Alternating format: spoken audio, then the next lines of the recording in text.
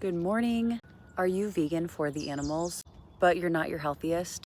Yeah, I've been there. And you want to be vegan for the animals, but you want to be your healthiest best self. At this point, you're just so confused on what to eat with the entire internet telling you to eat this, don't eat this. It's kind of like, what do we eat at this point, right? You're going to get off of the internet. And we're going to go ahead and just use some simple logic. Ask yourself these questions or write them down in a journal or something.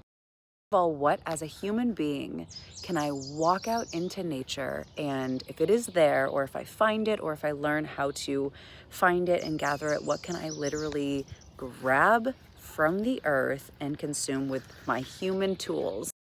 Tools was I born with, right? Like, what are the tools that I came into this world with? Which would be, the teeth that I have, these hands, these legs, the ability to like squat down and climb.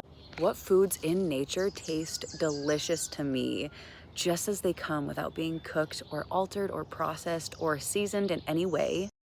Foods in nature fit the best in my hands, my human being hands.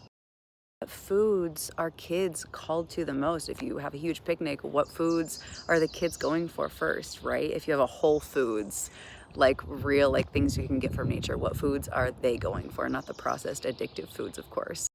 Which foods taste the most like human breast milk? Foods are the only foods that we don't have to put through any processing at all. We can just grab it and we can just eat it, we can consume it. So when you ask yourself questions like these and you use simple common sense and logic, you'll really start to figure out which foods humans are supposed to be eating. I started doing this a little while ago, about a year and a half ago, and started thinking for myself for once. After being on the internet for too long, listening to what everyone had to say between nutritionists and doctors and these people, I studied everything from the carnivore diet all the way to the raw vegan diet and everything in between. I've honestly tried everything. I am now my healthiest eating fruits and vegetables, nuts and seeds, which come straight from the earth.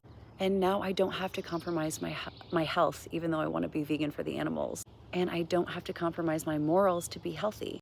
It's a win, win, win. So if you're confused and you want to be morally vegan for the animals, but you want to be your healthiest self, let's tune in to our logic, think for ourselves, and feel our best. It's a crazy life transition. So if you have any questions, let me know in the comments.